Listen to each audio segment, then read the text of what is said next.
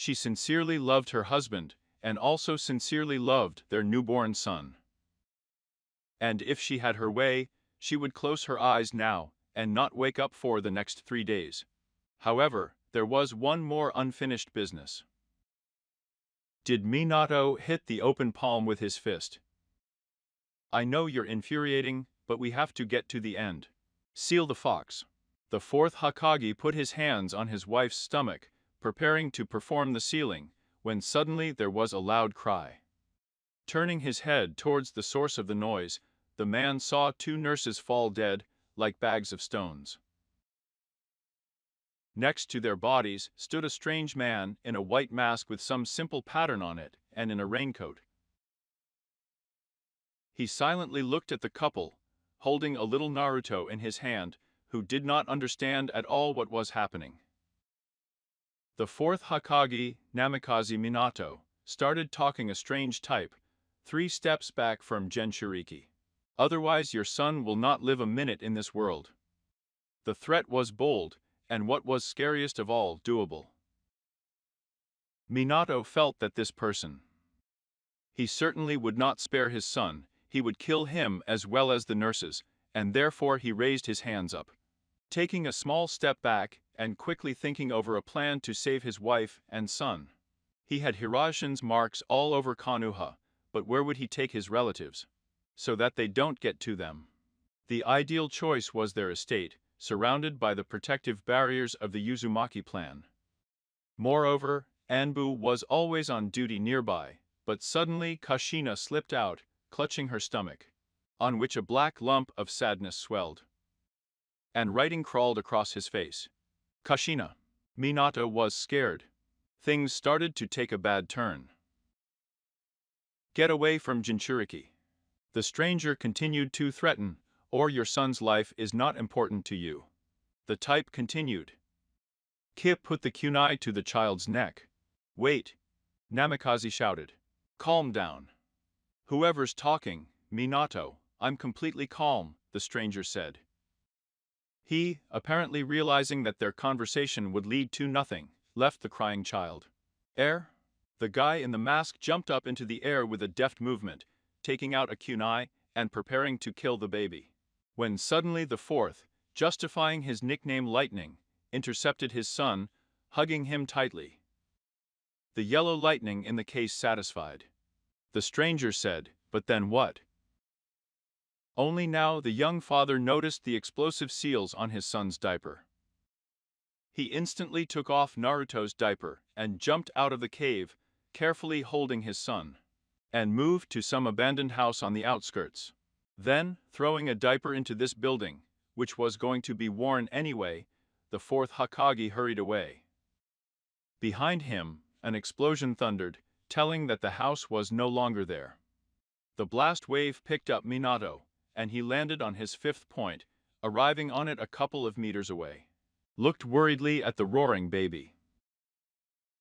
Thank God, Naruto, you're not hurt, he whispered faintly and, closing his eyes, moved to his house, where he put the crying boy to bed and covered him with blankets.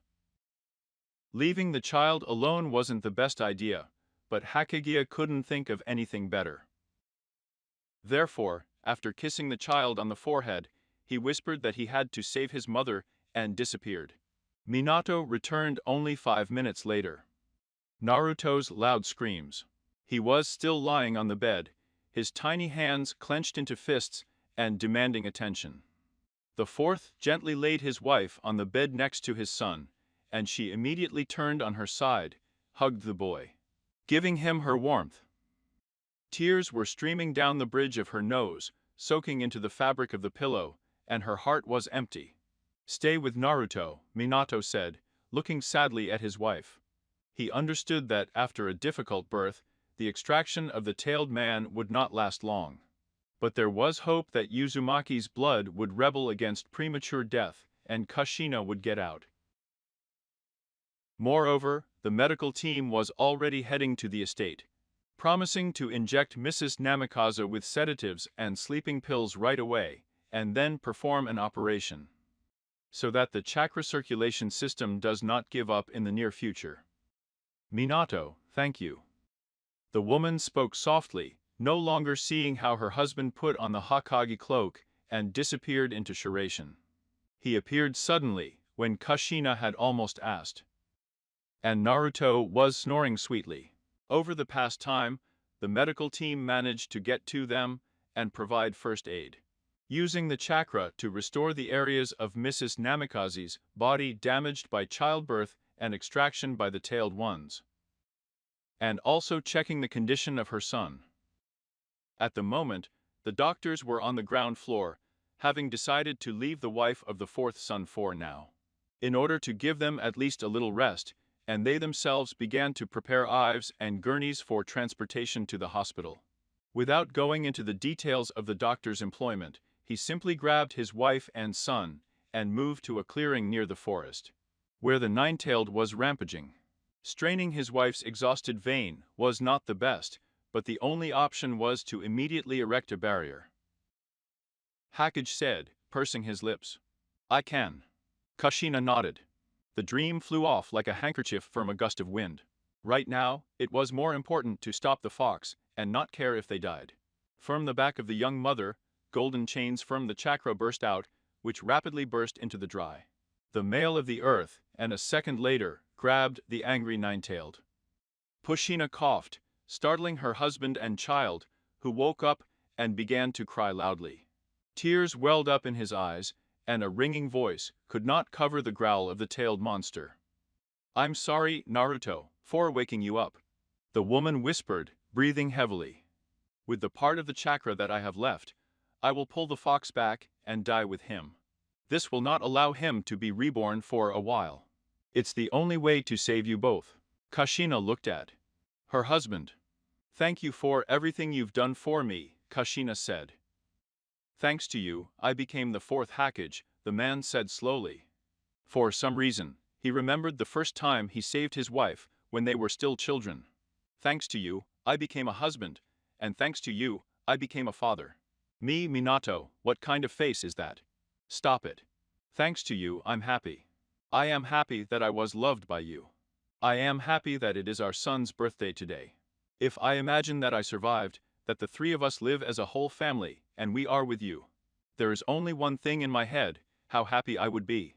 Tears came to the eyes of the fourth from the words of his beloved wife, but he hurried to pull himself together and, getting up, slowly spoke, as if a little doubting his further actions. "You will not die, we will live happily. All together." He carefully placed the crying Naruto on the ground and began to fold the seals. This technique, which he wanted to use now, was invented by the fourth Uzumaki clan in case the fox breaks free. The price of technology was half of the user's life. However, both the wife and the husband were ready to sacrifice their future for the sake of Konoha and their son. The seal of the god of death, he pronounced the name. A translucent something materialized around him that outwardly resembled a man. He had white, disheveled hair on his head on each side, with a scarecrow horn. His clothes were a white kimono, in the middle of which the blue soul of Minato waddled, looking like his hands. Chained up. The face of the demon of death was menacing in wrinkles, but at the same time it seemed that, despite the sword, he was mocking everything that was happening in his sharp teeth. His left hand with long black nails that seemed to have been to reach the heart. If you pierce the chest, squeezed scarlet beads. "I will seal a part of the fox's chakra into myself and a part of Naruto," Minato explained. "I will sacrifice half of my own life, but it will be better for everyone." However, printing is short-lived due to the fact that immediately. Therefore, I think it will begin to weaken in 3-4 years. And the amount of 9-tail chakras that will be in me will go to Naruto. He will be almost of age by the time the fox is fully in him. "Are you sure?" Kushina asked doubtfully. "Yes, almost no one will get hurt. That's the best I can do." Without saying anything more, Minato called for the sacrificial altar, after which he picked up his son and laid him on it. The god of death, seeing what came up and whether to read the thoughts of the orders in it. He stretched out his translucent hand, which passed through Minato and into the Ninetales.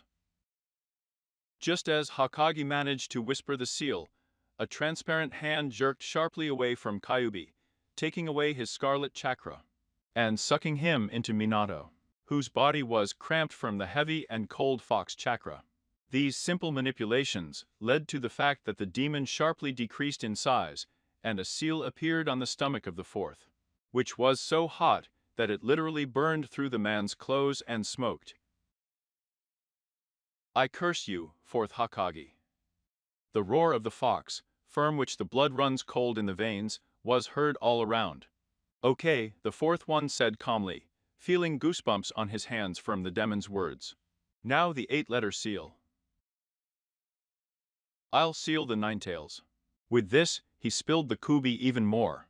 When he realized what was going to be done to him again, he was furious and began waving his tails, which caused the grip of Kushina's chains to weaken a little. However, there was only hope that he would choose firm captivity, as Minato finished with the last seal, and the fox disappeared, dissolving into thin air, and moving into the body of a baby in a cage with red bars and seals on them. Minato collapsed to the ground next to his wife. The god of death disappeared, leaving no trace behind, except perhaps only the altar. The barrier also evaporated, no longer subject to the tired Kushina. In the blink of an eye, the third Hokage ran into the clearing, along with the members of the Anbu. Quickly giving the order, Sandaime jumped up to the bodies of the fourth of his wife. He felt both of them for a pulse, and he calmly exhaled. They were alive. The fox angrily squeaked and curled up into a ball, grumbling something about being locked up again. His only entertainment is watching his new owner, a small human cub, God willing, 5 years old, who has not even decided what he wants from this life. This annoyed the fox. He read the great shame of being locked up in the body of some boy, and in the meantime, he got into a fight with some older and, as a rule, stronger children. The hero, unfinished, a complete jerk, snorted mentally the fox with malice, watching with a grin how those guys started. The Jinchuriki began to beat him, and the girl, whom Uzumaki climbed to protect on the Mikasi, shrank into the trees in fear. Even if she ran for help, stupid. There is another precise blow, and Naruto's eyes darkened. He fell to the ground, finally losing the creature, and not hearing anything else. Demon Fox, respectively, too. He could only monitor the outside world with the help of his Jinchuriki's 5 senses. And if he was unconscious or asleep, then Kyuubi could no longer observe anything. "Where am I?" Suddenly, a boyish surprised voice rang out. He was imbued with naivety and faith in something good, which made the fox want to spit. He just got the most disgusting Jinchuriki. "Wow, what is this, a cage? And whose is it?" The fox turned his head to the boy and was about to say something about the seal that he should remove. I wanted to roar and scare, when suddenly the boy, not expecting any answer from him, asked, "And who are you?" Naruto really liked this huge one. That it was almost the size of a mountain of Hokage faces. Despite the fact that most of the demon's body was hidden by the haze of the cage, the boy still noticed 9 shadows darting around the room. Bright scarlet bloodthirsty eyes with a black breeze. Vertical pupil. The 9-tailed demon fox. Kurama proudly declared, squinting, "And you should let me out of here.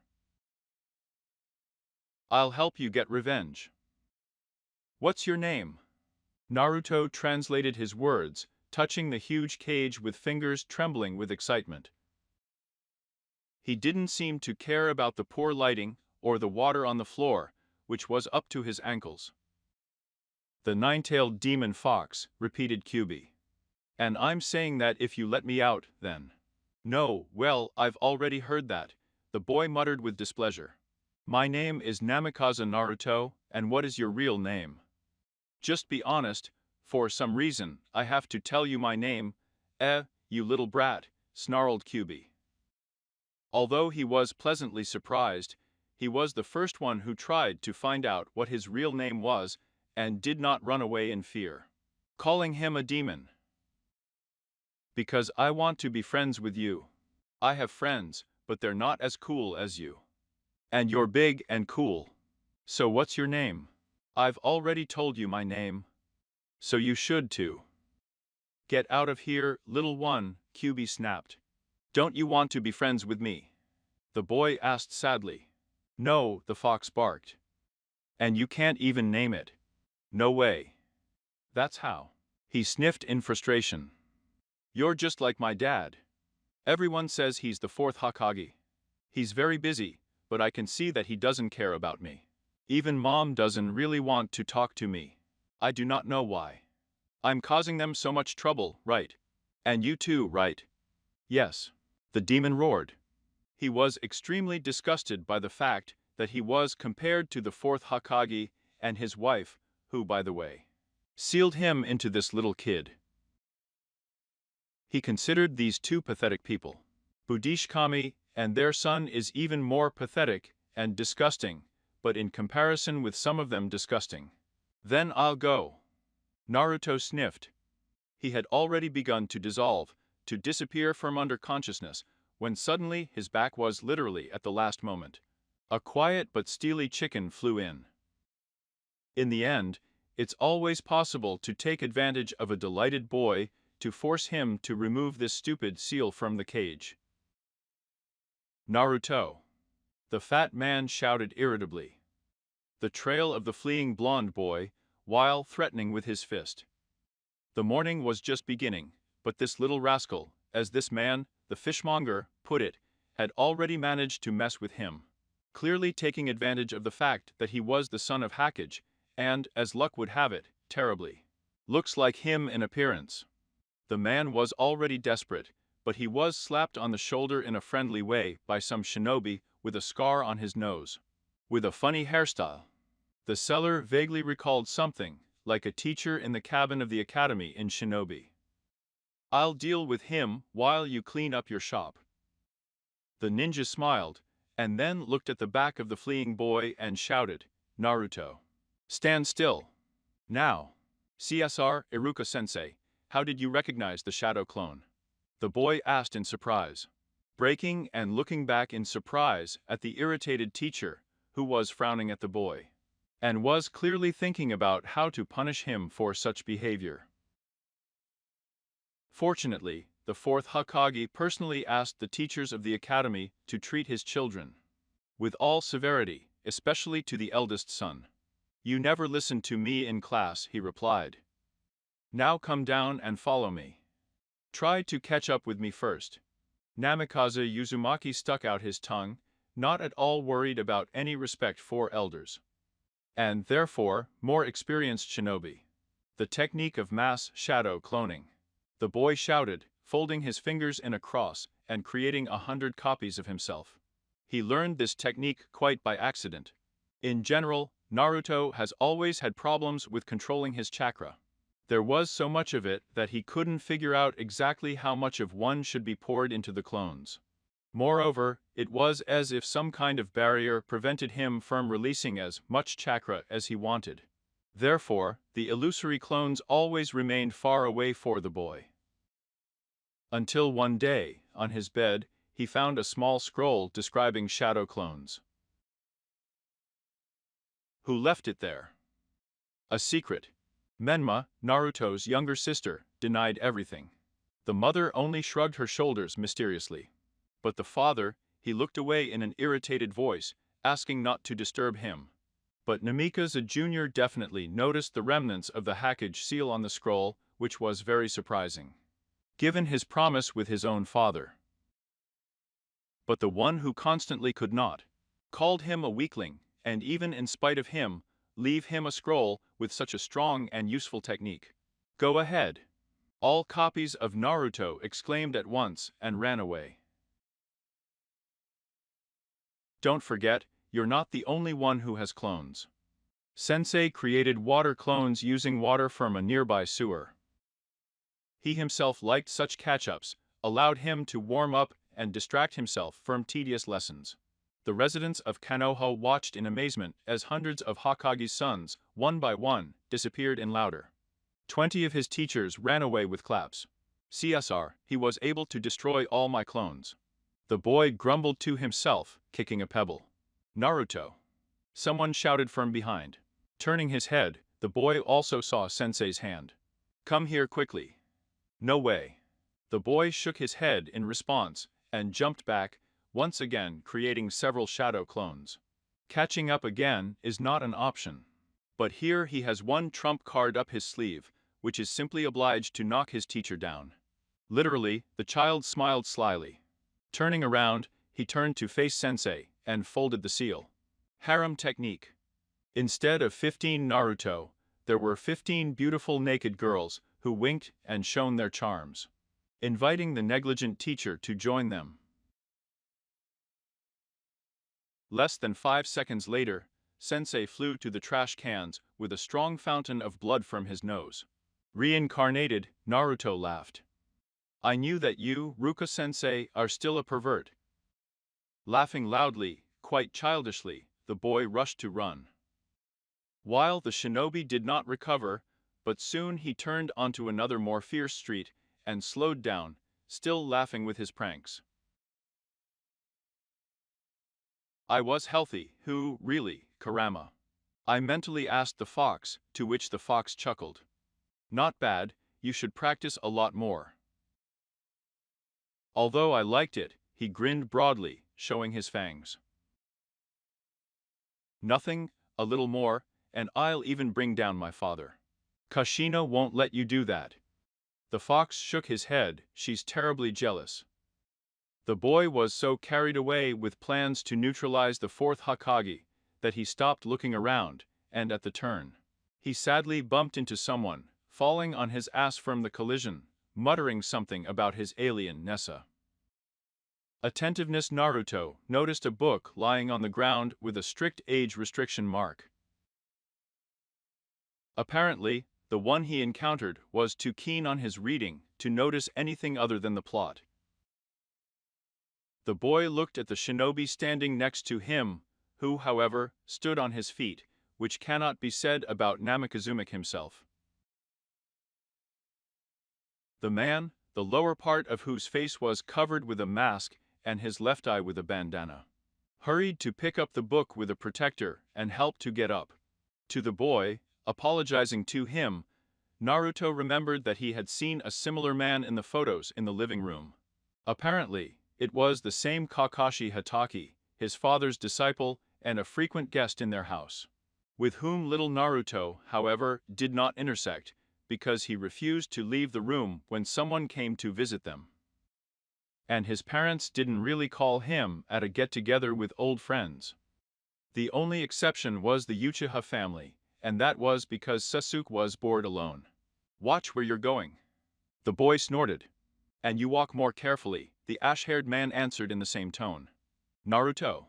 The voice of the already recovered Yurka-sensei on the Mikasi was heard from behind. He quickly turned over and was about to run, when suddenly the same Kakashi grabbed him by the collar, holding him firmly for a moment, and not allowing him to hide from the teachers. The boy tried to escape, but all his attempts failed. Almost breaking his neck, Naruto looked at Hatake and snorted, dubbing him a traitor. Put it down. The boy hissed, but no, you're a son. The fourth Hokage, so be kind enough to behave appropriately. Then Iruka, out of breath, reached them. Thank you, Kakashi-san. Sensei thanked him, catching his breath, and he intercepted Naruto, took him to class. Before the doors of the academy, he scolded the boy thoroughly for his behavior, immediately saying who he will be punished for disobedience. Namikaze just rolled his eyes, he was frankly bored to sit in class. So what's wrong with a clone doing it instead? It's still the right information. I think he has. They went up to the second floor, which immediately resounded with screams. The girls were fighting again. And, oddly enough, the main one in this scolding was Naruto's trembling sister. Minma. She huffed indignantly and shouted something to her interlocutors. So loud that her voice could be heard all over the corridor. It's not my fault that Mom woke me up at the wrong time. The girl was just beside herself with anger, but that doesn't mean that you can knock down and fall on Sasuke-kun, replied another with a deeper voice, which rather raised. I would approach a man, but not a brave girl. Big deal, fell on him. And what of it? Any one of you could have knocked him down and fallen on him. It feels like Sasuke-kun pub land. I'm tired of hysterics already. I'm already up from your screams, Sasuke-kun. Sasuke-gun, you behave like a flock of sheep who have one brain, annoying for everyone. Big deal, I tripped and knocked this guy down. Naruto fell asleep, looking at the teacher who sang in the classroom, who was going to stop swearing as soon as possible. Because other teachers began to lean out of their classrooms and look disapprovingly at Iruka, who had inadvertently left the classroom. He quickly calmed down the raging girls, reprimanding not only Minmi, but also her interlocutors, as well as Sasuke. Who was the cause of these screams? Naruto, take your seat, the teacher said when the academy students were seated, still throwing angry glances at each other. He slowly walked to his seat and sat down next to his sister, who was busily adjusting her wheat-colored tails. Anger flashed in her eyes, and silent insults flew from her lips towards her classmates. Namikaze Uzumaki smiled kindly. His sister was terribly similar to him in appearance, but completely different in character. She had more venom and more straightforwardness. She was in no hurry to solve something either peacefully, but on the contrary, she took everything with hostility, but at the same time. She was an easygoing daughter with incredible academic performance, which is why, by the way, she was brought to Naruto's class. Recognizing her as a genius, she flashed her black sneakers, pulled back the collar of a red t-shirt, and mischievously asked, "What, they caught you again, brother? What, those chickens got you again, sis?" The boy curled up and, putting his head on his hands, sighed, relaxing. His favorite dream was waiting for him.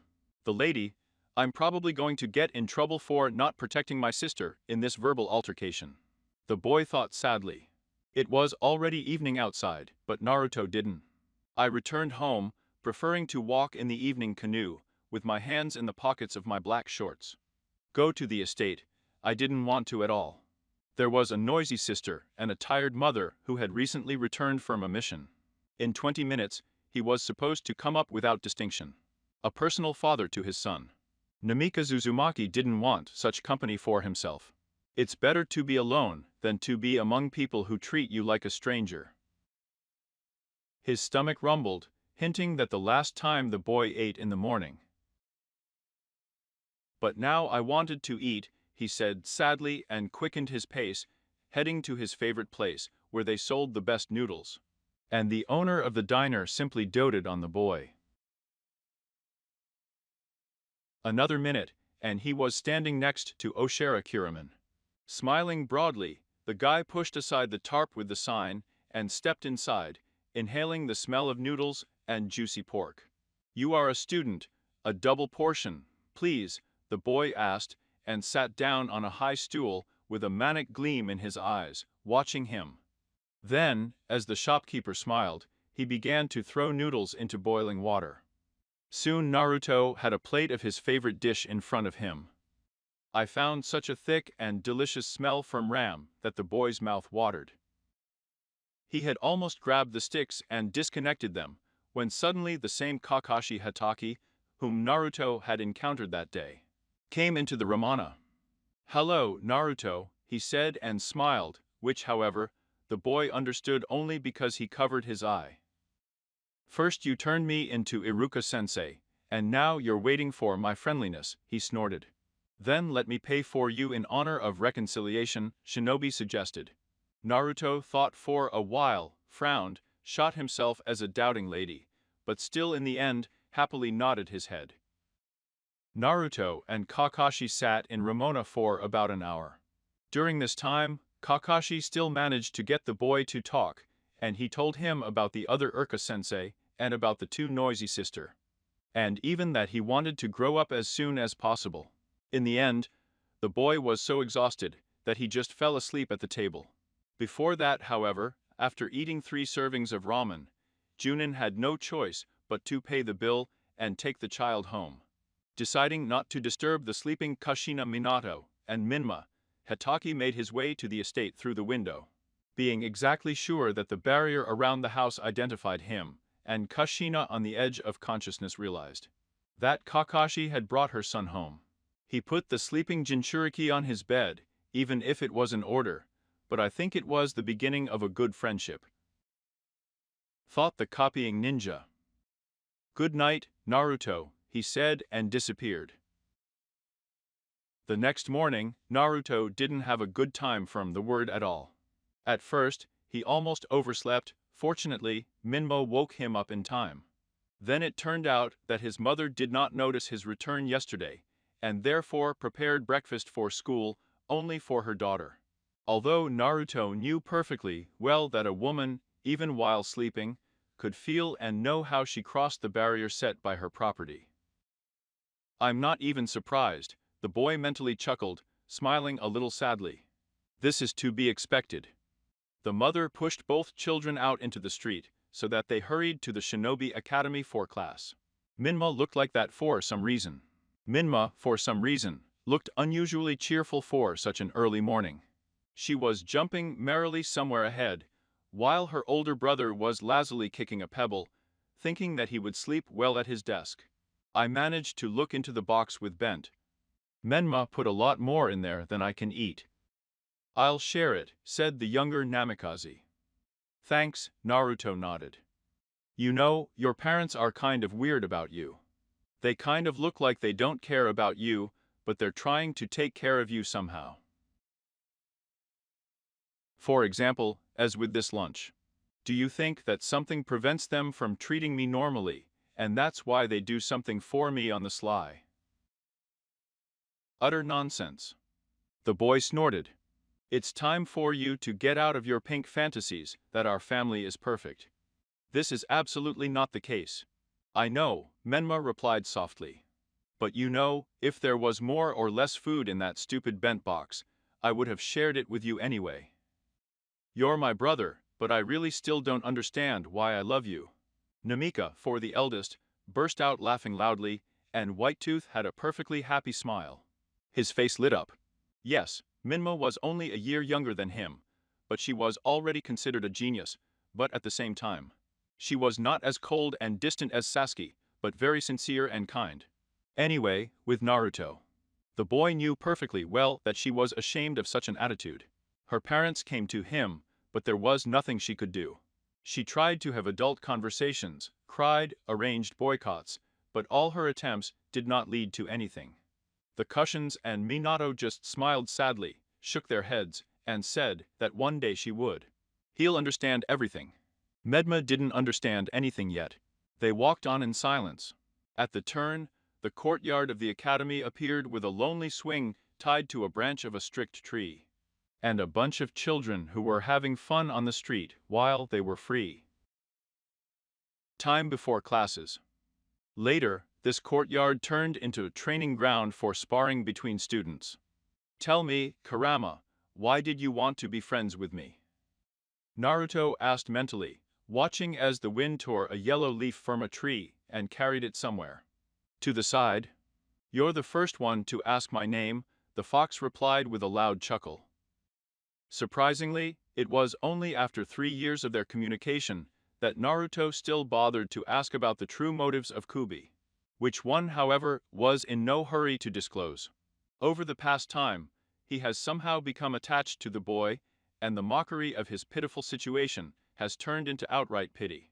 And later, when he got to know Naruto better, seeing that he was actually persistent and patient with his parents, a compassionate one appeared. For, as it seemed to the fox, his Jinchuriki did not deserve this. He did not know the true reason for such coldness towards his own son. But he sincerely did not understand why those who protected their child at the cost of their lives suddenly decided to practically abandon him. Really? But what about the rest of your Jinchuriki? Didn't they ask for your name? Naruto asked in surprise. It's obvious that everyone has names, not only people, but also dogs with demons. They didn't ask, I think they didn't care. But I also promise that you won't be lonely with me, and it's better for you to give me a little free time. Scoundrel, snorted Kyubi. A deafening bell rang, and the students hurried to pick up their briefcases and throw them in the academy building, except that Iruka-sensei, who came out with 4 students, asked his class to stay in place, saying that today they would have a practical lesson on Tatus, which would determine the level. Everyone, and then everyone will be let go home, because the teacher himself was in a hurry somewhere, and had already agreed with the administration of the academy about everything. The rules are simple: whoever goes over the line will lose. If the opponent is immobilized or unable to fight further, then he also lost, and the fight is over, he said, scratching his nose. They will be the first to go, but let Uchiha Sasuke I.O. Namika for Naruto. Great. You both show good physical fitness, and according to past indicators, you seem to be on par. It will be interesting. In the end, start with a whistle. The boys entered the circle and stood in fighting positions. The blue eyes met the black ones, which made Naruto frown. He didn't like Sasuke. He was constantly in the spotlight. Girls got along behind him, and he himself was getting better and better day by day, which annoyed Namek terribly for Uzumaki. Itachi, his older brother, helped Chi with training. He gave advice, encouraged, and even taught a couple of weak techniques of the element of fire, while Naruto himself, I had to master everything alone. Kurama was not an assistant in this, except that he could show how his past Jinchuriki fought in his memories. Naruto diligently repeated consciousness, creating clones as inept in fights as himself. Was Naruto jealous of Sasuke? Undoubtedly. Whether he wanted to be in his place, of course, a deafening whistle sounded, and Namikaze decided to start with such an obvious deceptive attack as a frontal attack. He raised his fist to strike, but Sasuke deftly slipped aside, turning around and being behind the boy. And that's what he was waiting for. He spun sharply on his right leg and painfully hit the Uchiha in the stomach with his left foot, forcing him to grab the affected area of the body and take a couple of small steps back. It was a great chance to attack. Sasuke was standing very close to the boundary of the circle, pushing out his simple case. Naruto lowered his foot to the ground and immediately rushed towards the opponent, at the last moment, again dodging to the side and repeating the previous trick. This time, however, going to palm out. However, Uchiha was already ready for this, and therefore blocked the blow, intercepting the deducted palm of Uzumaki on the Mikase, and taking a step sideways, twisted his arm. Naruto tried to twist around and kick the boy, but he hooked him. Earlier, Jinchuriki also fell to the ground, hitting his back painfully. He hissed softly at the slight pain in his back. "Oh, you!" the boy exclaimed, and jerked his foot, hooking the Uchiha. He fell on his ass. Naruto got to his feet, leaning on his right knee. Sasuke also hurried to get up, immediately conducting his attack and hitting the opponent on the ear, causing him to take several awkward steps to the side. Uchiha immediately perked up and already hit the slowed-down Naruto with his foot in the stomach, pushing the boy out of the circle. Sasuke won? Sensei's words and hands sounded like a sentence to Naruto. He looked stupidly at his classmate, then at the white border of the circle, then at the teacher who was writing something. Dare the stomach, the boy could not believe it. It's true that he lost at the sneeze. He was deafened by the joyful cries of the girls. They saw and congratulated the joyful Sasuke. He would have defeated the son of Hokage himself, but Naruto could not believe it. Only Menma's worried, sympathetic look brought him back. He abruptly took off without listening to the teacher, who shouted something at his back. Only after running out onto a more or less busy street, Naruto was able to catch his breath. His pride was badly hurt, and his bright youthful desire to win was to become the best of the best. For Namikaze, nothing was more important than becoming better than others, because if he were smarter and stronger, then his parents, especially his father, would surely love him as much as Monoma. And Ruka-sensei called him a genius right away. Naruto growled with the notorious Itachi Uchiha. He prophesied a great future for Naruto, but the words of the teacher were an empty sound for him. Itachi is a true nugget, a worthy future head of the Uchiha clan who was able to impress everyone just as much. Just like his cousin Shisui. Even Hokage praised them both separately. Naruto never praised Minato. This brought tears, caused by his own helplessness, to his eyes. Calm down, Naruto. If not this circle, Kyuubi told the boy. That's exactly the circle of the Kurum, the latter replied in annoyance.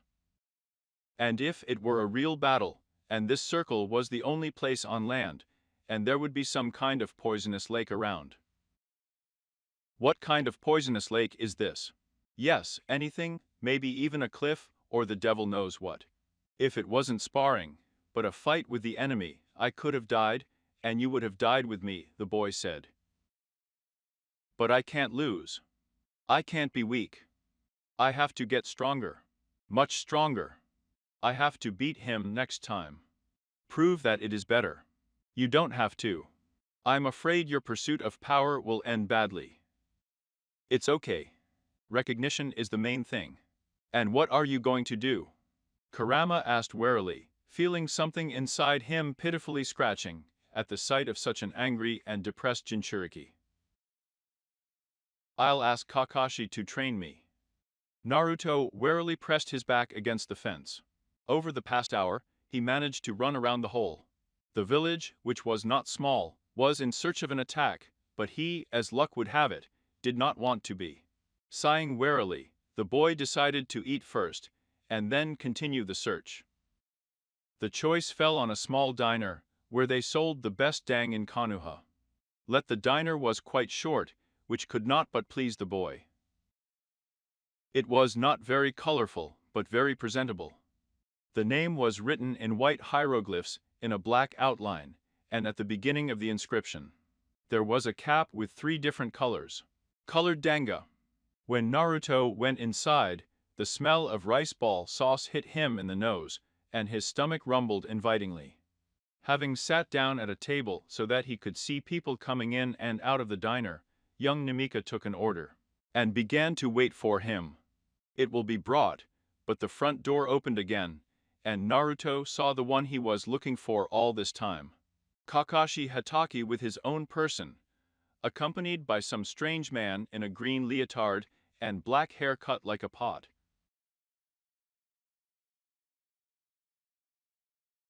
The boy vaguely recalled that he had seen him walking on his hands through the streets of Konoha several times. Sort of like his name was Guy. Standing up from his seat, Naruto spat on the dang, which had not yet been brought to him. He approached the newcomers. Oh, Naruto, hello. Kakashi greeted him by raising his palm. Hi, I've been looking for you everywhere. I have a request for you. The boy began a little excitedly. Do you want me to train you? He asked, and noticing how Namikaze's face stretched out in surprise, your eyes are burning with ideas about joint training, just like Guy-kun's. He nodded at his friend.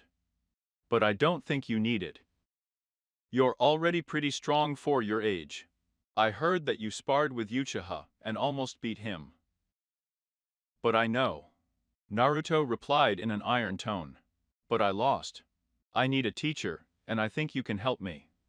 Will you help? But I don't teach. Ask your father.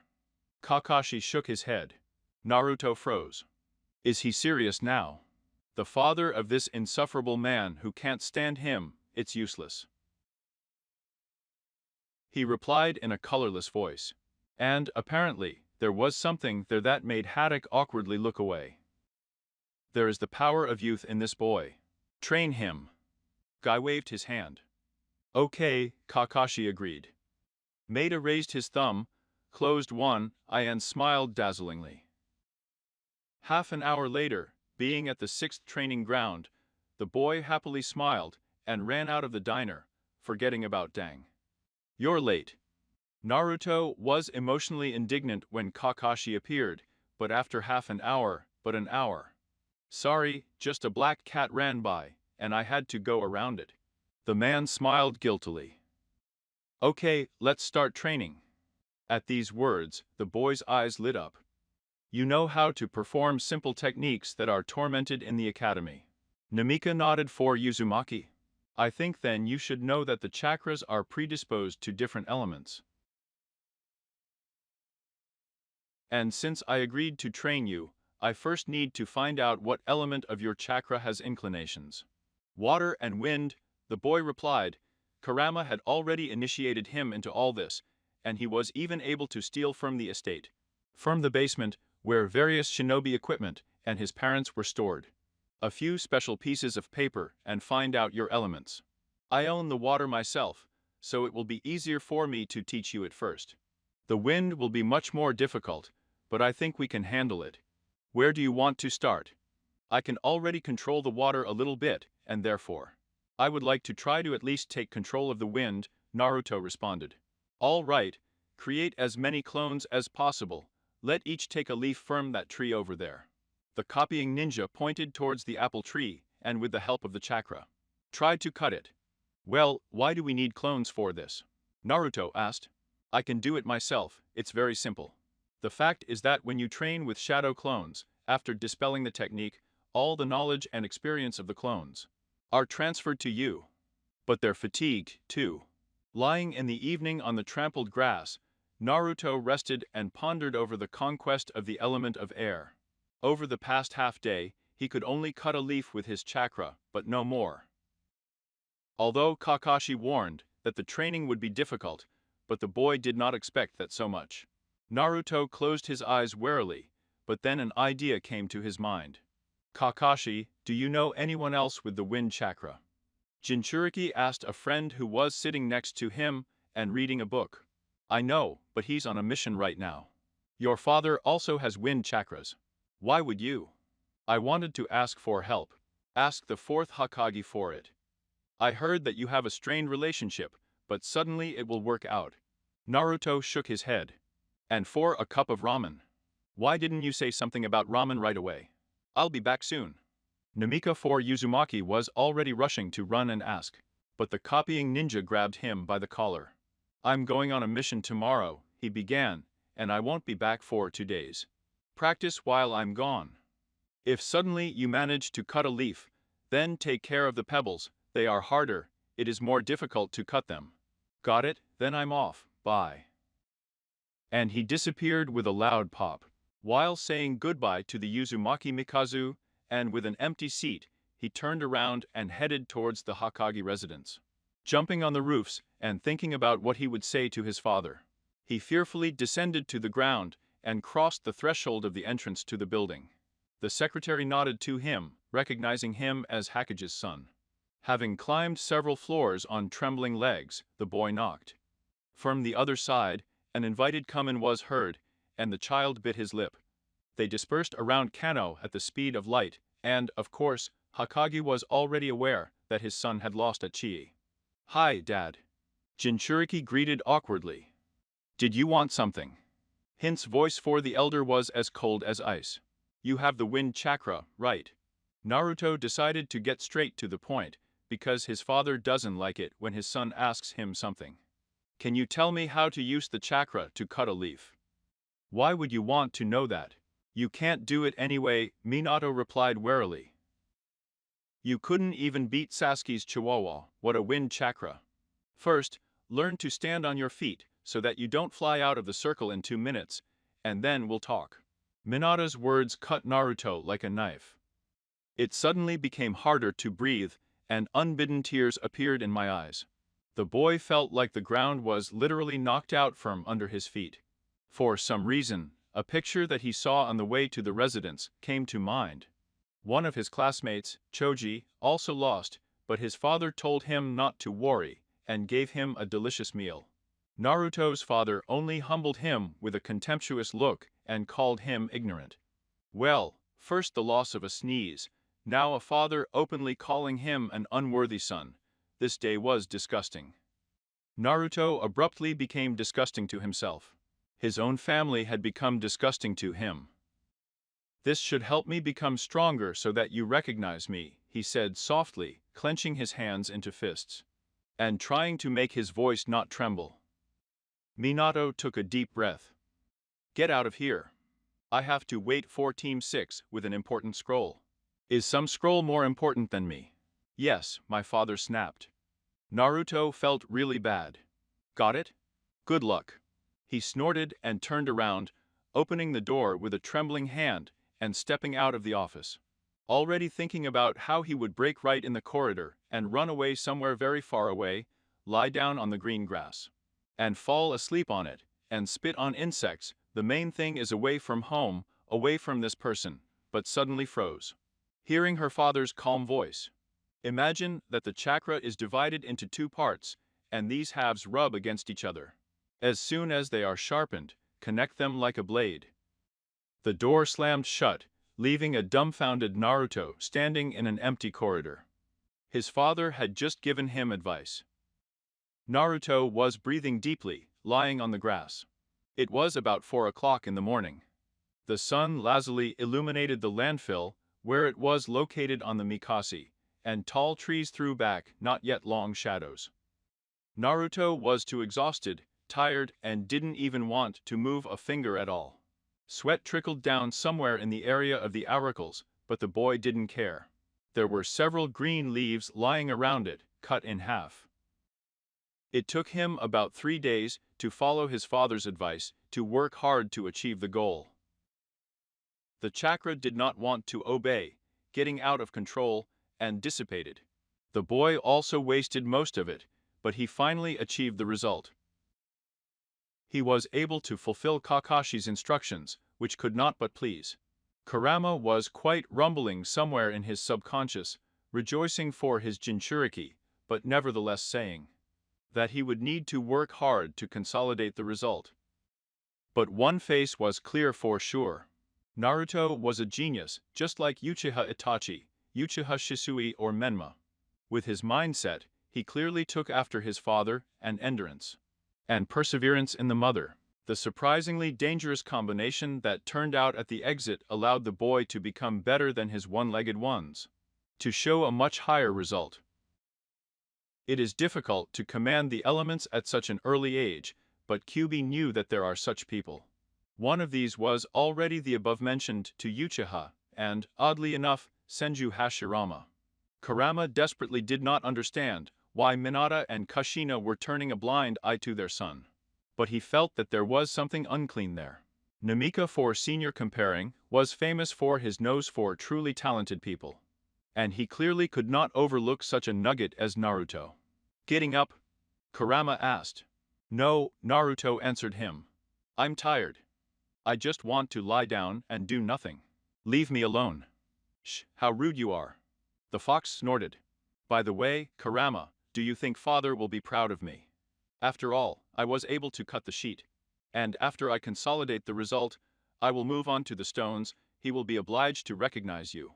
The nine-tailed man said slowly, actually realizing that Minato would not react to this news in any way. But the boy did not want to break his heart with his own hand. They fell silent, lost in thought. Naruto closed his eyes, plunging into light doze, from which, however, any extraneous sound could bring him out. But he preferred to silently bury his eyes in the bars and ponder the situation that had developed in his Jinchuriki's family. But no matter how much he pondered, did not remember how thrilled Minato and Kushina were waiting for their son. He could not find answers to his questions. "Kurama, why do you think my father doesn't notice me, and wants to distance himself from me all the time?" Naruto interrupted his thoughts, which came out of the hole half an hour later. "I don't know," List answered honestly. "How are you feeling?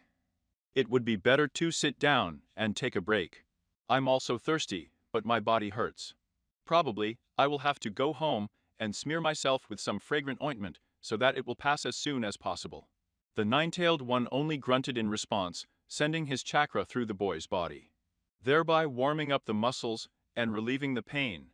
Naruto turned over on his stomach and knelt down, then crawled on all fours to the nearest tree, immediately turning back and leaning on his back. There was a backpack nearby, to which the boy reached out with a trembling hand. Somehow opening the lock, he took out a bottle of water, unscrewed the lid, and greedily fell to the neck, drinking literally half a liter at a time.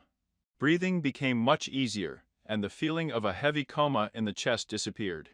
Slightly closing his eyes, the boy shoved the bottle back, when suddenly he felt something strange inside the backpack. Opening his eyes in surprise, he took out an unknown object, which turned out to be some kind of scroll.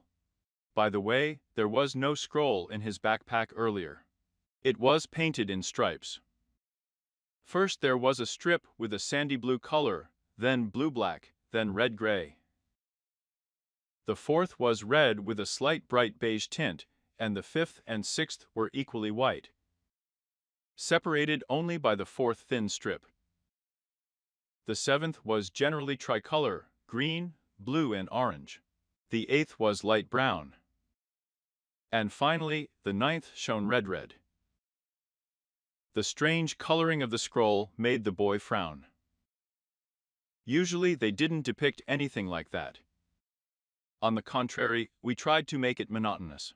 At most there were some curlicues. But so as to arrange such a splash of colors, Naruto has never seen such a thing in his life. It was very, very strange. Or there was something inside. A super-secret technique, or someone made fun of him. Naruto touched the scroll, making an attempt to open it, when suddenly he felt a slight prick in the place where he touched it. He pulled his hand away, but there were no scratches, no blood. He just realized that you were his, Kurama explained. What kind of light is that? What kind of your own? Uzumaki did not understand. You'll see. Naruto carefully opened the scroll, reading the first hieroglyphs that made up the word Biju. The boy began to read on, gradually immersing himself in reading and realizing that this was not just a scroll with some kind of technique, but a whole scroll of force control from a tailed demon. From where? Where did I get this scroll from? Namikaze asked. It was planted by someone very kind, Kurama suggested. But neither the boy nor the fox knew the answer to this question. You have a secret virtue that benefits from the fact that you have learned to control my power. What do you think is the probability that? What was that Madara? I do not know, but if it is him, then I will tear off his vile lying head with my own paws. Like a snake. The nine-tailed hissed, immediately grinning and tapping his tails on the floor of the cage with displeasure. In that case, you might need it. If anything, you'll just have to get strong enough to defeat this bastard. Okay, Kurama, I promise. Naruto smiled, throwing back his head and folding the scroll. Probably, it was written by some Jinchuriki who learned to subdue the forces of Biju. I've heard that there are those in the hidden cloud who know how to control our power. Maybe it was one of them. Oh, it's hard. But what should I do next? The scroll must not be shown to anyone. Now, as if nothing had happened, you should continue training with the wind chakra, and only then learn something new. My chakra is dangerous for you, and if you are not ready enough to turn it into a poisonous one, then it is better at all. Don't take on the whole thing, Kyuubi said instructively. Sighing, Naruto put away the find and hugged his backpack. Kurama was right as never before. The morning of a new day found Naruto in pain, with pain in his body and unwillingness to move out of bed. He yawned widely, rolled over and groaned. The lower back shot with pain. If he had his way, he would not have gotten up anywhere right now, but the clock stubbornly showed 7 a.m., and behind the doors. He could hear the top of the lady who ran to wake him up, And indeed, in less than 10 seconds, the door to Naruto's room opened, and the younger Mikasa walked inside with a confident step. Immediately getting up to Naruto's bed and shaking the boy, trying to wake him up. "Get up, it's time for us to go to the academy." She was talking. "I don't want to, leave me alone, I want to sleep. You came back yesterday all rumpled, and immediately went to your room. Are you training somewhere? Is someone hitting you? What's going on with you, Naruto?" "Nothing that could concern you, Minma," the boy hissed back. "Your behavior is disgusting. I'm worried about you, and you answer me like that. Worry about someone else. Okay, leave me alone." "Get up, be emitted down," the girl said, breathing deeply and almost grinding her teeth. Naruto's attitude towards her was depressing for her. "I'm not going to the academy today, don't wait for me. But if you miss it, then father doesn't care, and now be kind enough to leave me alone," the boy snapped. Menma pursed her lips resentfully and abruptly turned around and left the room. At the same time, slamming the door loudly, the girl was extremely upset and offended. Her brother had never been rude to her, and for that his childish heart was torn by injustice. Unlike her parents, she tried to help her brother, but he responded with rudeness to her excitement. Namika himself, for the elder, at that moment only groaned heavily into the pillow. He didn't want to hump Manami, but it slipped out of his mouth. What had been said could not be returned, and this upset him. If he rushes to apologize now, his sister won't even listen to him. Pointedly sulking and pretending that there is no Naruto in their family. The boy knew his sister's character too well to predict her future actions.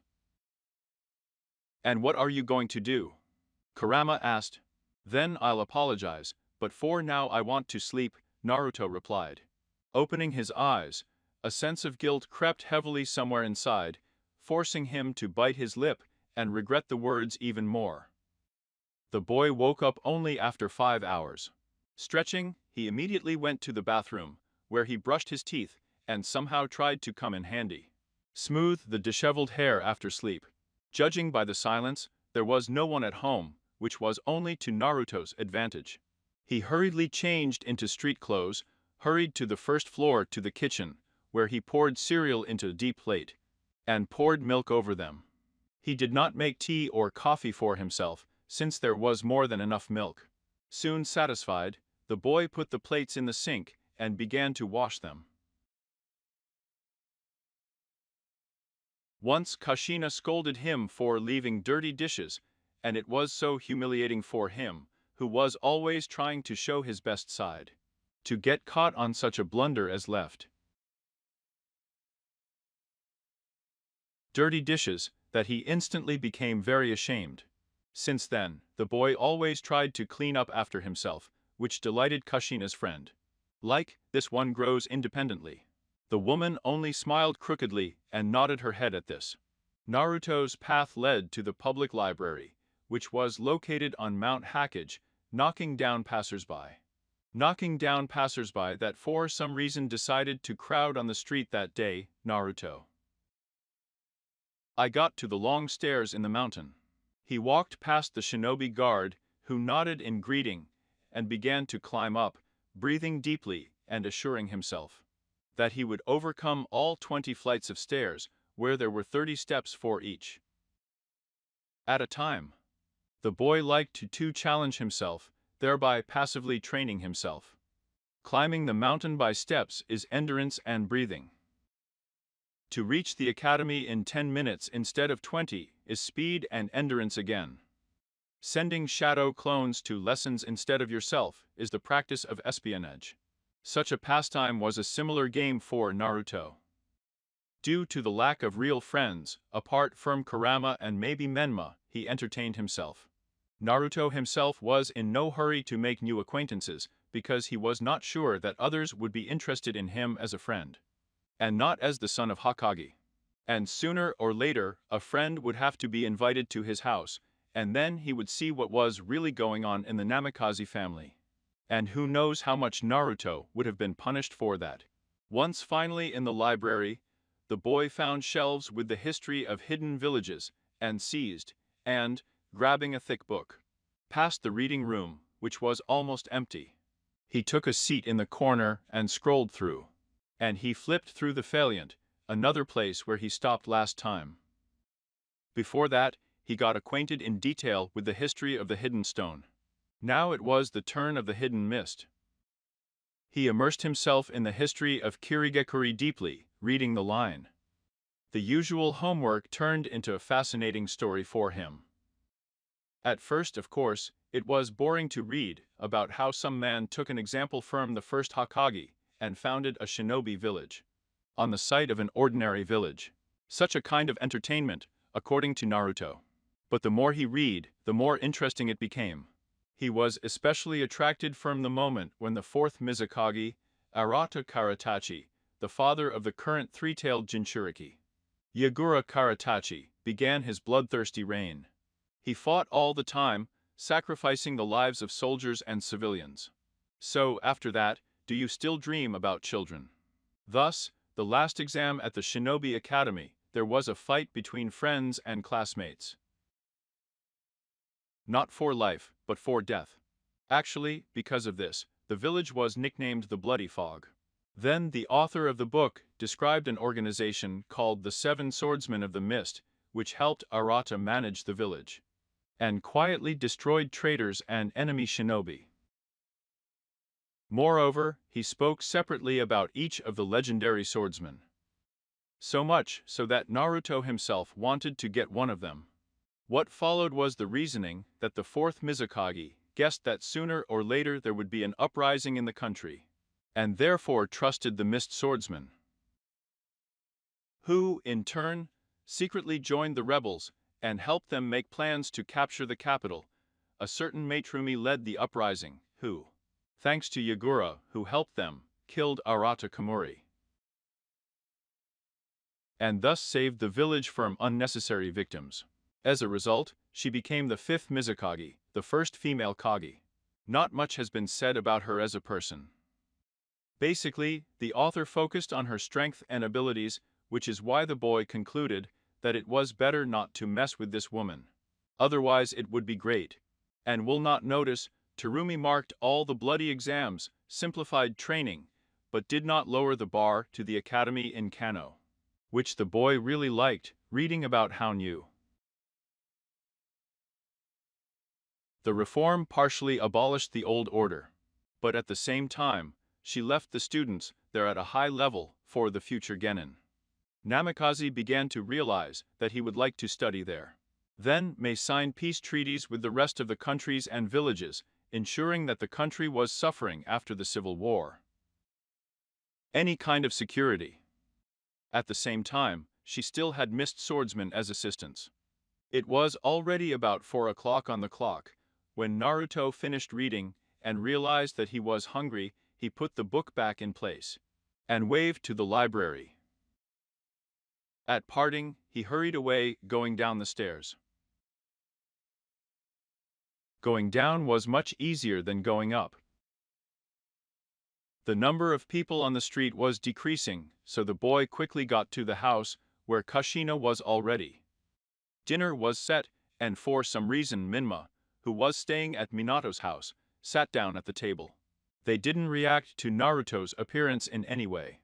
Only the boy's sister proudly lifted her chin, and her mother put another silverware on the table for her. The silence that followed. Naruto sat down next to Minma, right in front of his father. He was calmly eating soup, thinking about something. Kushina began a leisurely monologue, telling about what she had recently seen from the head of the Uchiha Fugaku clan, and he happily hinted that they might have in the family. Maybe there will be a replenishment soon. Minato replied that he would have to congratulate their friends and continued to eat. Mom, quietly mumbled Naruto, realizing that now was his time. Dad, do you remember when I came to you for advice recently? Yes, and, Minato replied, looking up at his son with a cold look. Yeah. I managed to cut the leaf with the help of the chakra. I began to master the element of wind, he said, looking at his father with excitement. The latter lowered his eyes to his plate, taking up the food again. Minma looked at her brother blankly, not understanding what he was talking about. Akashina got up from the table, turning her back to the table, and pouring water from the carafe into a glass. "And Dad, Mom," Naruto asked in a trembling voice, "I really did it. I really could." "Yeah, well done." Minato chuckled indifferently. "Have you been messing around for a long time?" "Well, father." Naruto looked in shock at his father sitting across from him, who did not give out a drop of interest. And the boy's throat rolled up an offensive lump, and the words stuck in his throat. He blinked away tears, and, ignoring the worried Minma, looked at his mother's back, which did not turn around. "Mom, even though you're happy for me, I was able to master the initial stage of a very rare chakra. I tried very hard for this."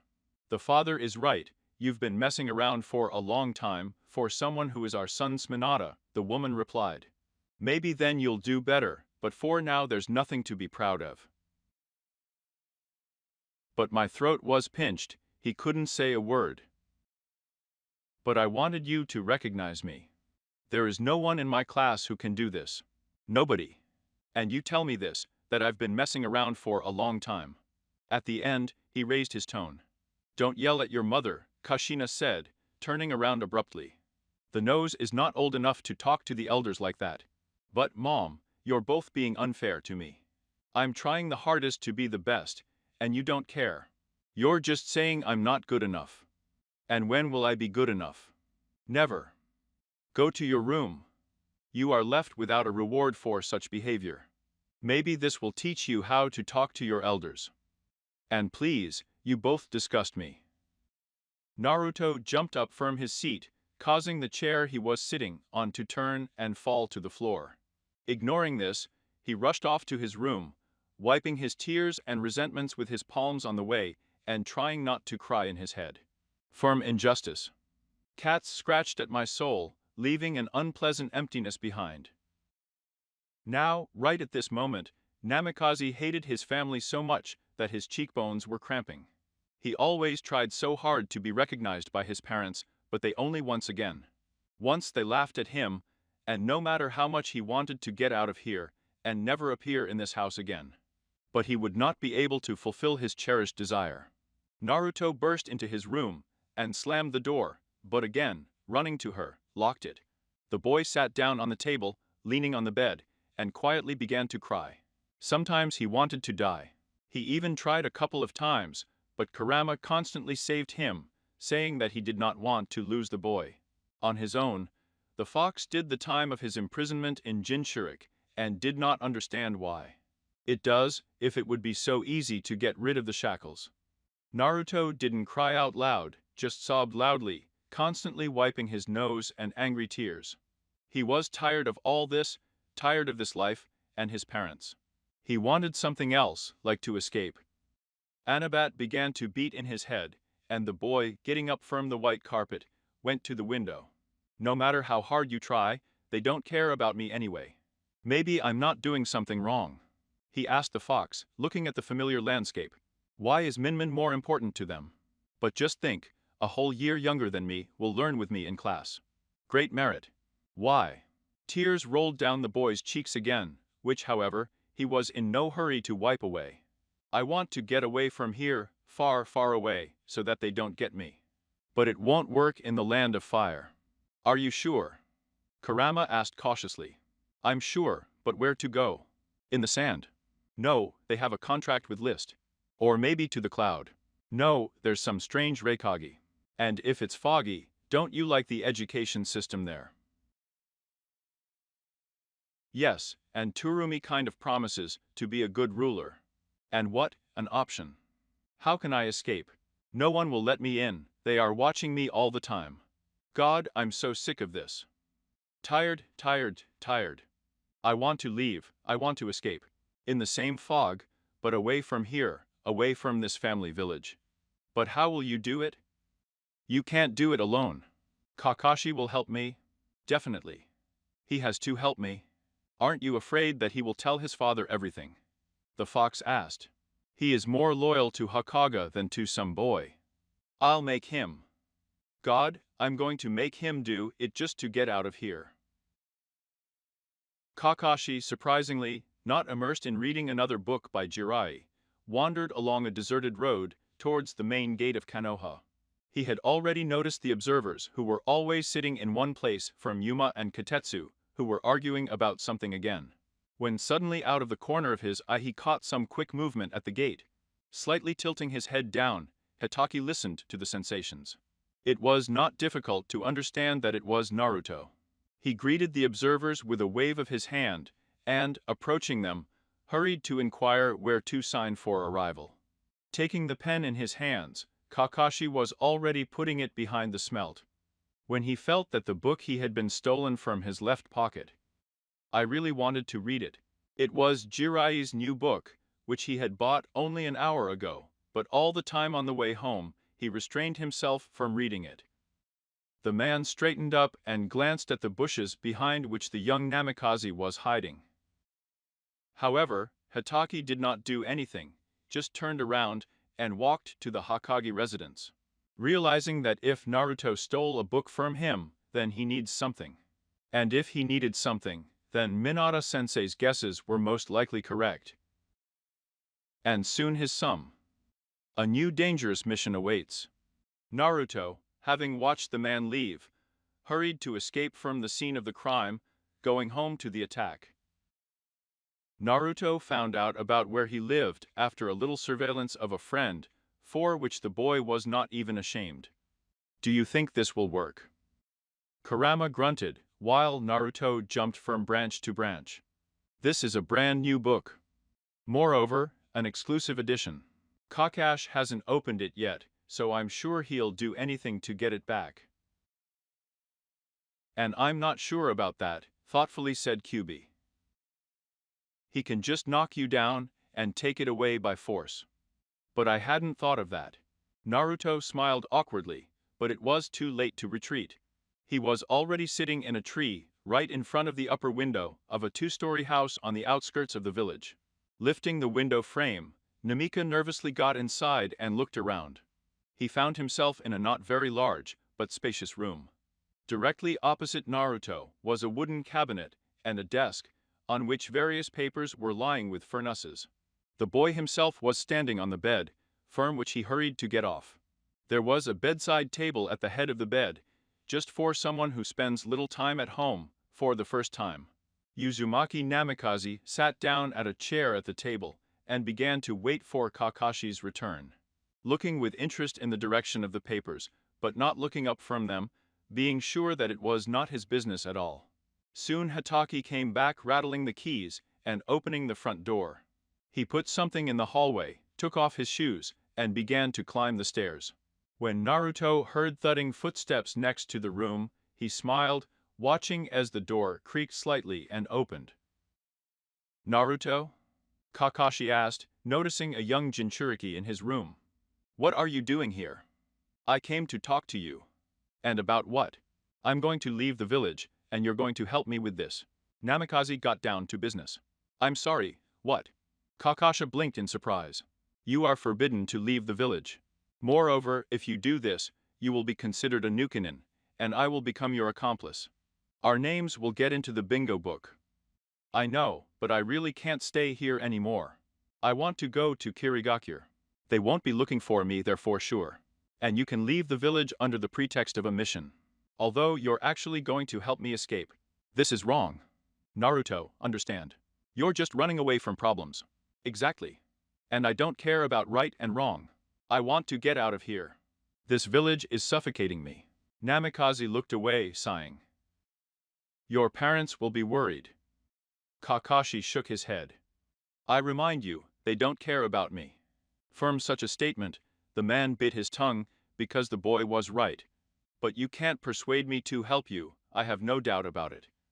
Naruto instantly somehow perked up, and then slyly squinted.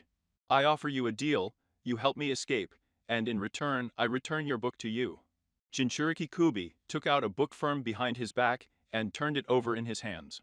The man tilted his head slightly to his left shoulder. So that's why he needed her. And what should I help you with? The ninja asked. First, knock out the Anbu that are watching me. He began to list Namikaze, bending his fingers on his hands. Secondly, to help me escape from Konoha unnoticed. Thirdly, to go with me to Turtle Island, and from there to Kiri. See, It's simple. Why do you need a turtle on the island? I asked him a question about the attack in order to learn how to control the power of the Ninetales. So you know how hard he sighed. That the leaf is actually sealed in me. They're in my mother. Yes, I know. Naruto nodded. Tell me, do my parents hate me? It is for this reason. Precisely because I'm a Jinchuriki. Kakashi looked away, coughing awkwardly. I don't know. I'm sorry. 2 days later, the escape plan was ready. It was simple. Kakashi had to leave for a difficult moment. The mission he took from Hokage. And while he is officially not in the village, secretly hired haddocks on Kinani should attack Kanuka and attract all the attention. For about half an hour. Thus, all Konoha and most of the ninjas will head to the hotbed of the invasion. The main gate to stop the enemy. And one of the Nukanins, meanwhile, will knock out all the ambushpian for Naruto, and the two of them will escape through the back gate. Only then this Nukanin will lead Uzumaki to the meeting place with Kakashi on the Mikasa, and so that Hokage does not rush right away.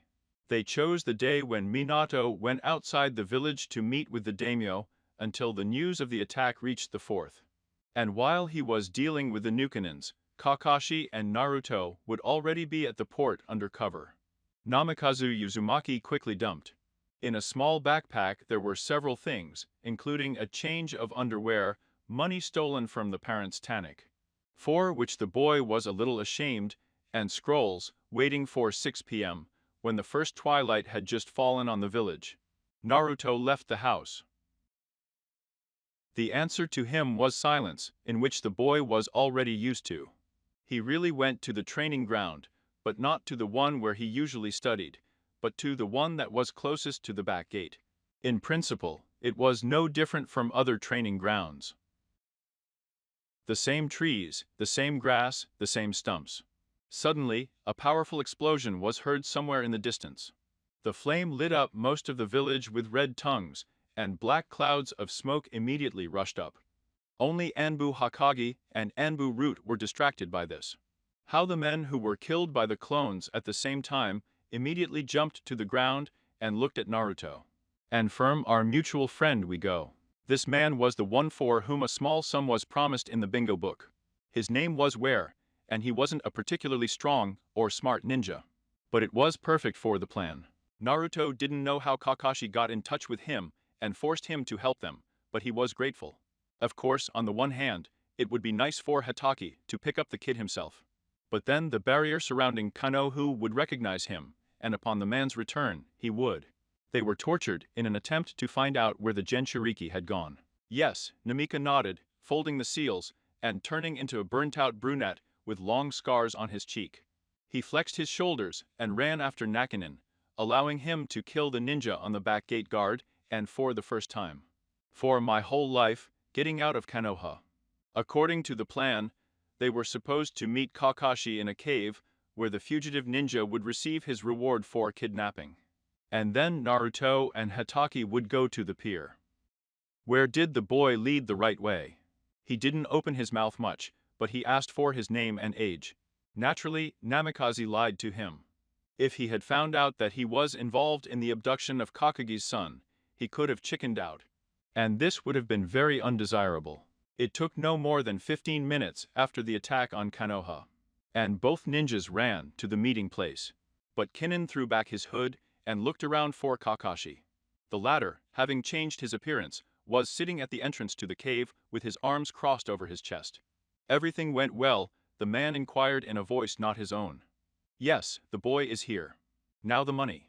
Kakashi took a deep breath and got up from his seat. Rummaging in the bag on his hip, and taking out a bag of coins, he threw it where, and he immediately opened it, counting the number of gold coins and smiling with satisfaction. Yes, it seems to be true. The last word was drowned in the gurgling of blood. Naruto hurried to look away so as not to see how a dead body with a hole in its chest, made by a stone bayonet, that grew out of the ground in the blink of an eye, falls to the ground, bleeding. They immediately agreed that no one should know about what really happened. No witnesses. All those who helped Naruto escape had to be killed. The boy was uncomfortable with these thoughts, but he understood that this was the only way he could escape. If one of the hired ninjas remains alive, then Hokage and Kirin immediately. They'll understand what happened. Moreover, they will be able to guess who exactly ordered the abduction. That's it. Naruto asked. Yes, we have to run before the others are caught. Kakashi nodded, turning his head to the boy. He had a red Sharingan burning in his eyes, which hinted. Uzumaki had seen representatives of the Uchiha clan more than once, and there were quite a lot of rumors about the copying ninja. But few people knew how he got this eye. When those Nina's nooks die as soon as they are surrounded, I put seals on them as soon as they are surrounded by Anbu. Or they activate these seals, thinking that this is a moving technique, but in fact they will break. And if they don't activate, Kakashi looked hard at the boy, and he understood everything himself. They activate them, whether they want to or not. There was no one else who could resist the sheriff. Then let's go, the boy replied. Kakashi nodded and jumped onto a tree branch, immediately taking off. Naruto followed him, moving not as fast as his older friend, but very deftly and carefully, without bumping into knots or leaves. The body of the murdered was left lying on the ground, as bait for the Anbu, who will definitely comb the neighborhood in search of the missing son of Hokage, if they have already seen the body where. They will definitely train the murder scene and find evidence left behind by Kakashi's clone. They'll be on the wrong track. They looked at each other in silence for a while, jumping from branch to branch. They were moving towards the country of hot springs, where they had to sail by ship towards the eastern shore of the land of lightning, where the turtle lived. They had to get to the border in a day and a half. They made their first stop 4 hours later, in a small village that was always open to guests. Merchants and ordinary travelers often stayed there for shinobi. The first thing Naruto and Kakashi did was rent a triple room at the hotel. An adult man and a boy, anyway, looked suspicious, so Kakashi, on the approach of the village, created a clone reincarnated into a woman of 35 years old. So they became a family that is heading for an 80-year-old grandmother living quite far away. Oh ho ho, Grandma is sacred. Give my congratulations to her. The hotel owner laughed and gave them the keys. Naruto happily nodded to him, and in response promised to congratulate the fictional granny. They went to the first floor and ate seaweed soup and rice, beef, diligently playing the role of a family. This was very unusual for Namika Uzumaki. He never went out with his parents together outside the house. This was usually done by Minma, which made the boy secretly envious of her. So now, sitting between his real parents, he allowed himself to relax and imagine for a second that they were really a wandering family, and not runaways from the village. "Mom, can I have ice cream?" he asked with a sincere childish smile, and, catching Kakashi's slightly surprised look on himself, narrowed his eyes a little, saying, "Try to refuse your beloved son." The man had no choice but to order a portion of ice cream and sadly watch from it how there were fewer coins in his wallet. After finishing their meal, Naruto and Kakashi went back upstairs and settled down to sleep. In total, they had 8 hours to sleep, after which they will continue their journey. But this time, they will run all day. Already lying on the bed and looking at the wooden ceiling, Naruto turned to attack, lying nearby and reading a book. He would have been too caught up in the plot to notice anything around him. But Namikaze didn't really care. He took a deep breath and asked, "Is it normal that we stop for the night when Anbu is chasing us? Won't they catch up with us overnight?" "No, it will take them a little more than 15 hours to realize that the trail is false." Kakashi turned the page. "You have nothing to worry about." "But wouldn't Hokage have to order at least a couple of squads to scour the whole country, regardless of where the footprints lead?" "Yes, but there is someone in our side who will not allow this to be done." Looking closely, Hatake replied. "What are you talking about? Who is this?" Naruto was blown up from the spot. "I can't say that, I'm sorry. One day you'll find out for yourself." "See." The boy chuckled. He lay back down on the bed, sighing heavily. Whoever helped them, he was definitely not the last person in the village, because who else, if not a powerful person, can convince Hokage not to create additional detachments? Then where did you get the Sharingan from? It's a long story, the man said monotonously. And to be honest, Kakashi, tell me, the boy was indignant. Immediately, a deep sigh was heard in the next bed, and the book slammed shut loudly. The copying ninja was silent for a while, and Naruto already wanted to be outraged. Why do they call each other friends if the elder does not trust him? How did he say it? It was a parting gift from my close friend. We were on the same team with him, but it just so happened that I overestimated my leadership skills too much. My team didn't listen to me, because I was too fixated on the rules and not on friends. You know, it's good to follow the rules, but sometimes there are times in life when the rules have to be broken. If you want to save a dear person, I realized it too late. My friend died in front of me, and it was completely my fault. He gave me his eye so that I could protect our mutual friend. But Kakashi fell silent. But it didn't work out, did it? Namika asked quietly for Uzumaki. Unfortunately, they lay in silence. Naruto digested the attacks in words, and the man himself did not even move. It is visible, remembering these events. This thought sent goosebumps all over the boy's body, and his stomach twisted. He looked awkwardly out of the window. I'm sorry, he finally said. It's not your fault. I shouldn't have asked. No, it's all right. After a couple of seconds, Kakashi replied, anyway, let's think about something else. For example, let's once again discuss the question of which boat to take. A motor boat, a conventional one, or a ship in general? Namikaze asked with a smile.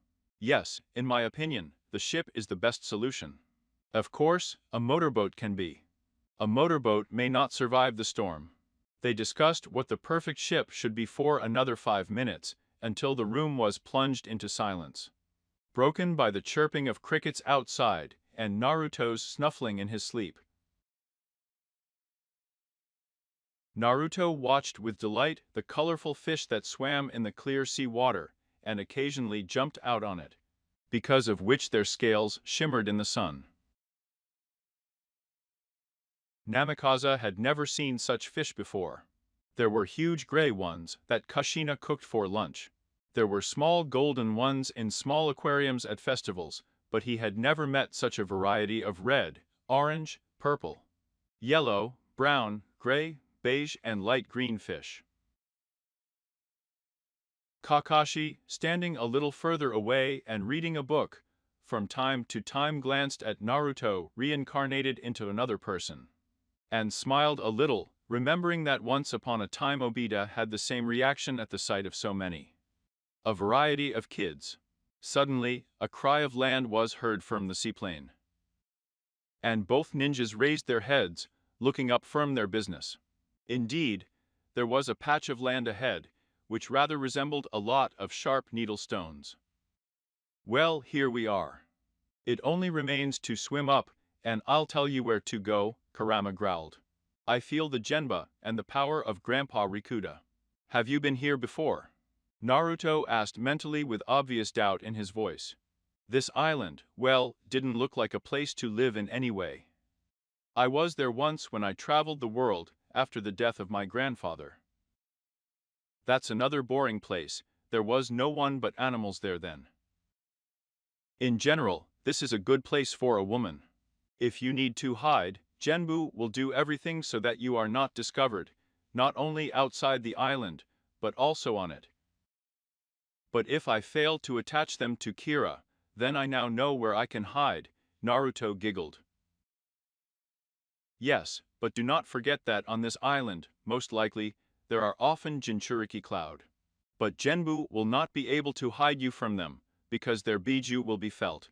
From me, the fox growled, you spoil all the raspberries, as soon as the ship moored at the island, as if it came to life.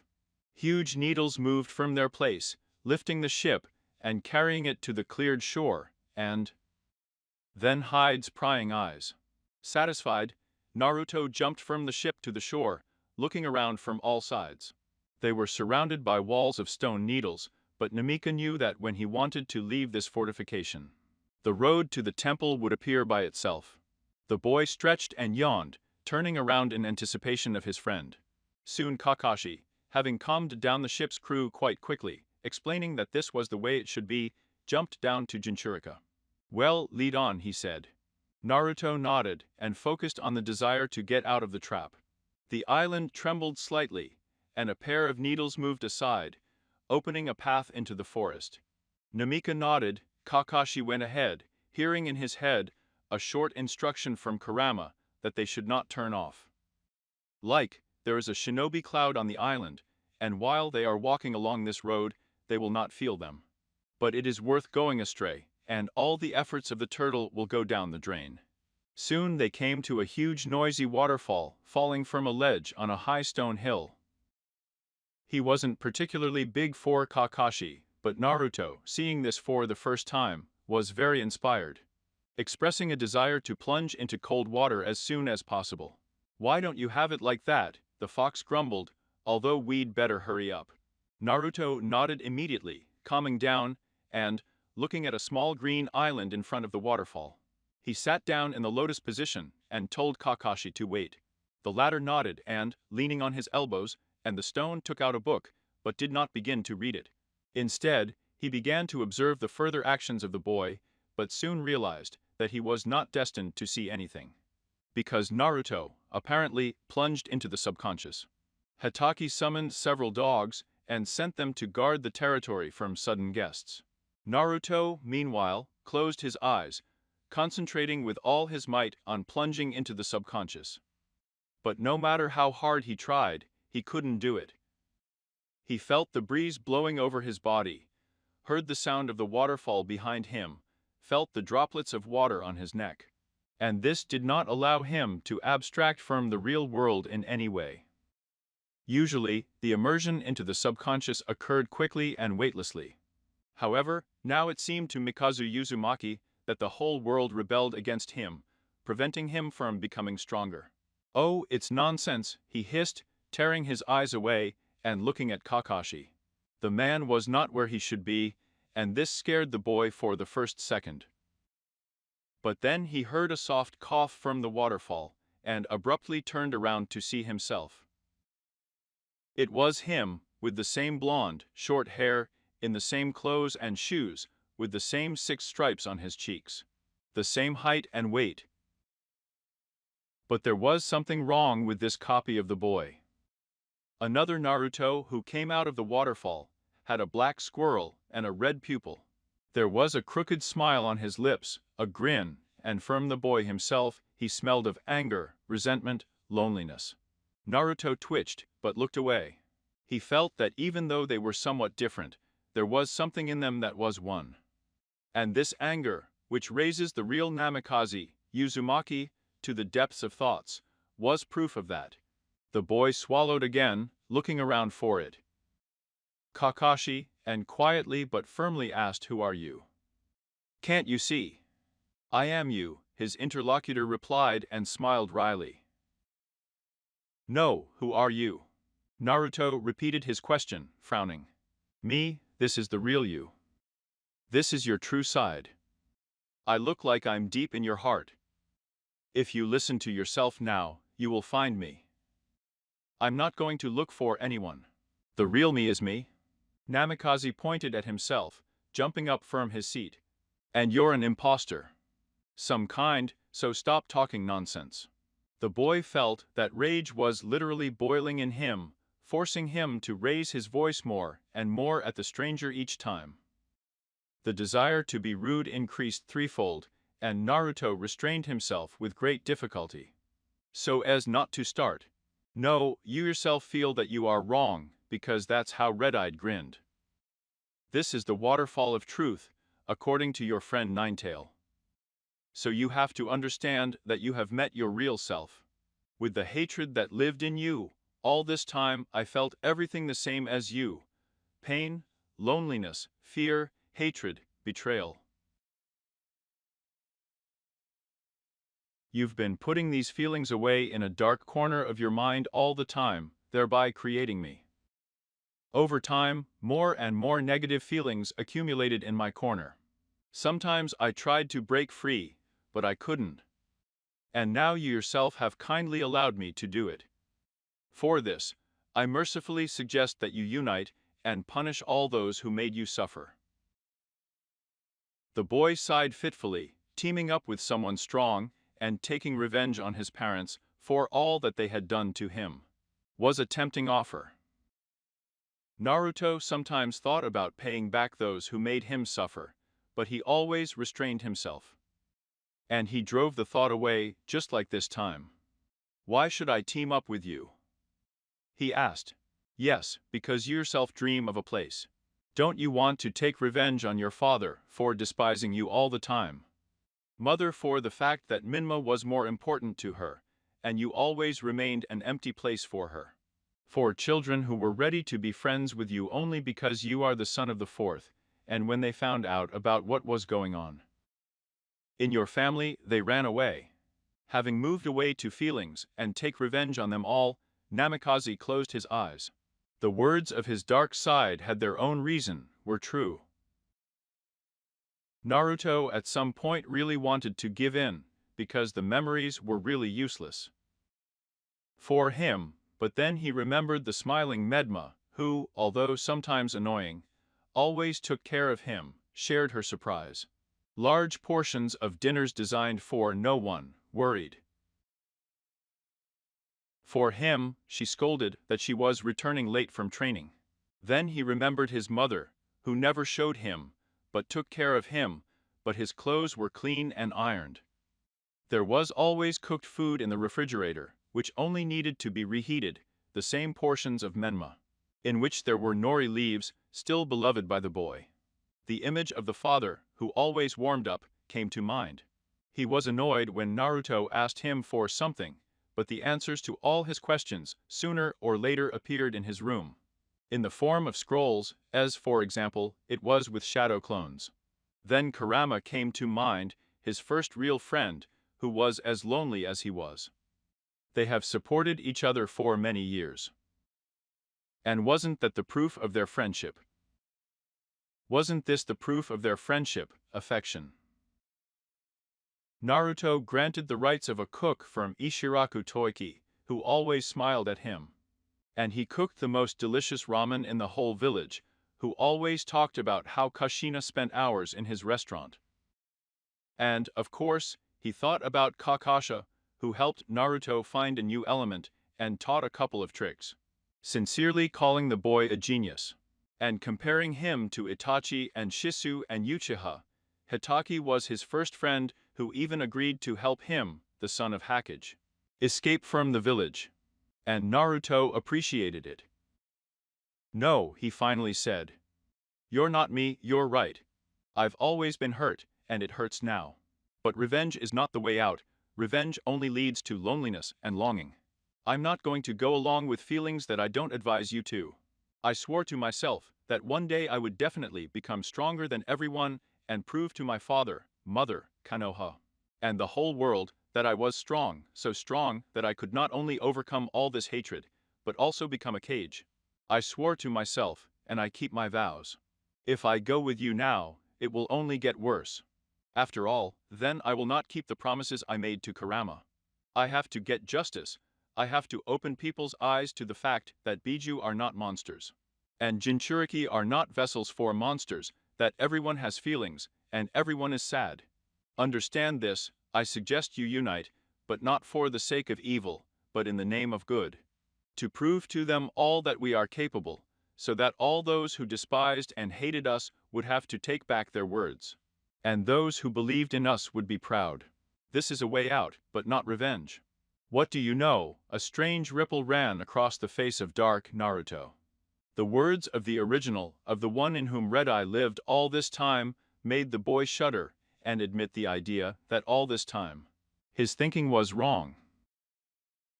But he only driving away unnecessary thoughts from himself and attacked Namikaze Uzumaki, hoping to resolve the current situation with a fight, forgetting all the words he said.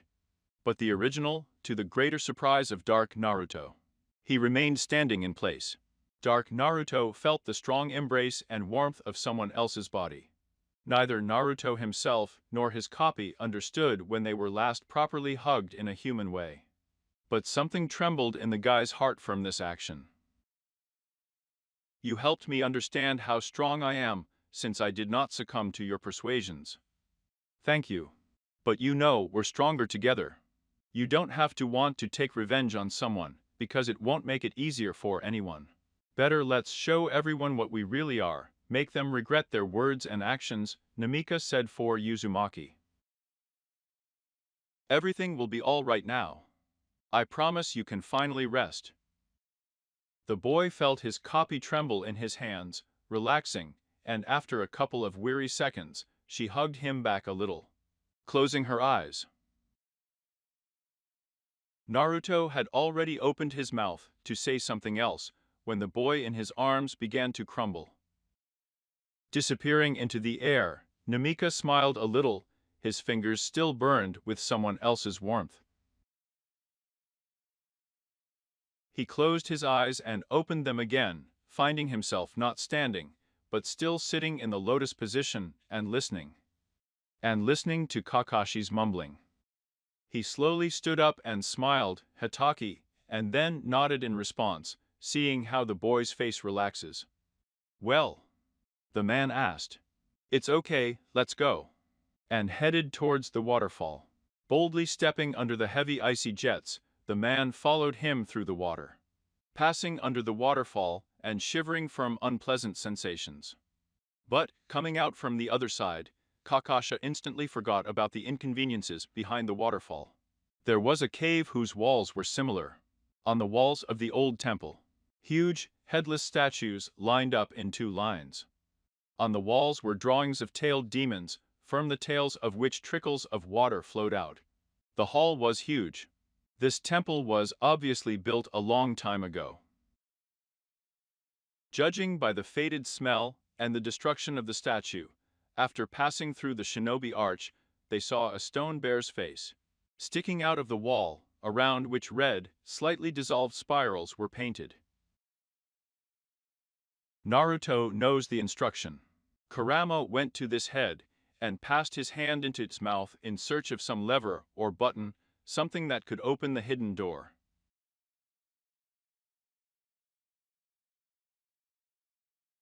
Soon the young Uzumaki was found, and the boy went around. Grabbing it with his hand, he jerked down. Immediately there was a rumble, with which the door was hidden, opened. Inside there was an unusual room without walls, ceiling, floors and corners. It was made of a strange material that unobtrusively exchanged glances with various light ones. The colors are blue, red, yellow, pink, blue and green. Naruto carefully stepped inside, subconsciously afraid to step into the void and fall. However, this did not happen. The matter turned out to be dense. The boy went deeper into the room, and he sat down in the lotus position, nodding to Kakashi to join him. The man nodded and sat down opposite the boy, looking around. What's next? He asked. Well, I'll go into my subconscious and remove the seal from the cage, thereby opening it. Then I will release Kurama and take his chakra with my own. It's simple. In fact, it's much more complicated, isn't it? Yes, but not by much. If we were Kurama, we would be in a bad relationship, then I would need something from the outside to help keep him. But thank God we are friends. We can say that Kurama will just voluntarily give me his chakra. And you believe that? Kakashi chuckled. He can lie, use you to weaken your vigilance, and break free. Yes, but I believe in Kurama. Naruto smiled a little, and Hatake could only sigh sadly. There was a chance that Leaf would betray them, and Namikaze Uzumaki trusted Cuba too much, which to some extent the man did not like. He sighed, and lifted the blindfold from his left eye just in case, in which the Sharingan was activated. Make sure I don't freak out. If suddenly something goes wrong, then there are seals in the jacket pocket that absorb the Biju chakra.